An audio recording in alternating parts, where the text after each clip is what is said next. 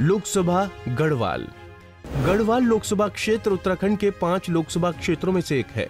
आजादी के बाद जब देश में पहली बार लोकसभा के चुनाव हुए तो उस वक्त गढ़वाल लोकसभा भी अस्तित्व में आ चुका था। इस सीट पर साल 1952 से 1977 तक लगातार कांग्रेस का कब्जा रहा। गढ़वाल लोकसभा क्षेत्र के अंतर्गत कुल 14 विधानसभा सीटें आती हैं। ये 14 सीटें 5 जिलों चमोली, गढ़वाल, नैनीताल, रुद्रप्रयाग और टिहरी गढ़वाल में फैली हुई हैं।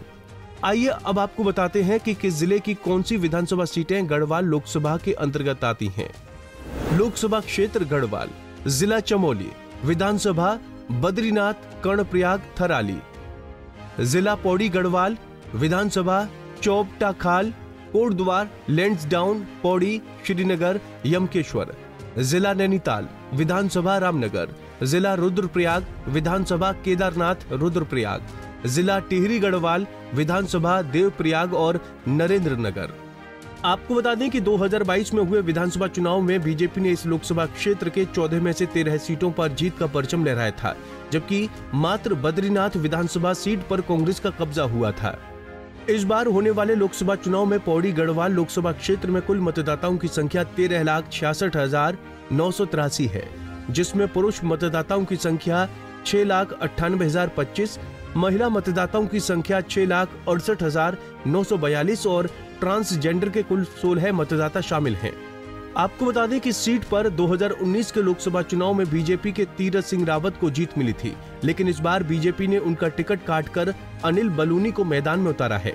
ऐसे में इस बार इस सीट पर मुकाबला दिलचस्प होने वाला है। अब एक नजर पिछले लोकसभा चुनाव के नतीजों पर डालें तो 2019 में इस सीट पर बीजेपी के तीरथ सिंह रावत ने 5,06,980 वोट हासिल कर जीत का परचम लहराया था, तो वहीं कांग्रेस के मनीष खंडूरी 2,04,311 वोट हासिल कर दूसरे स्थान पर थे।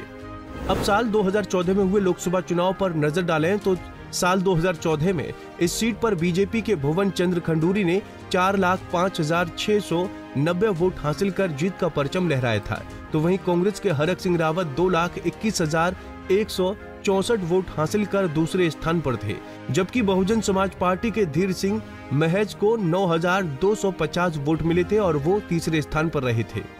साल 2009 में हुए लोकसभा चुनाव पर नजर डालें तो कांग्रेस के सतपाल महाराज ने 2,36,949 वोट हासिल कर जीत का परचम लहराया था, तो वहीं बीजेपी के तेजपाल सिंह रावत 2,19,552 वोट हासिल कर दूसरे स्थान पर रहे थे, जबकि बीएसपी के राजीव आगा को महज 34,622 वोट मिले थे और वो तीसरे स्थान पर रहे थे। हमसे जुड़े रहने के लिए हमारे YouTube चैनल को सब्सक्राइब करें और नई वीडियो की नोटिफिकेशन के लिए बेल आइकॉन को दबाएं। अगर आप ये वीडियो Facebook पर देख रहे हैं तो लाइक जरूर करें और ज्यादा से ज्यादा शेयर करें। धन्यवाद।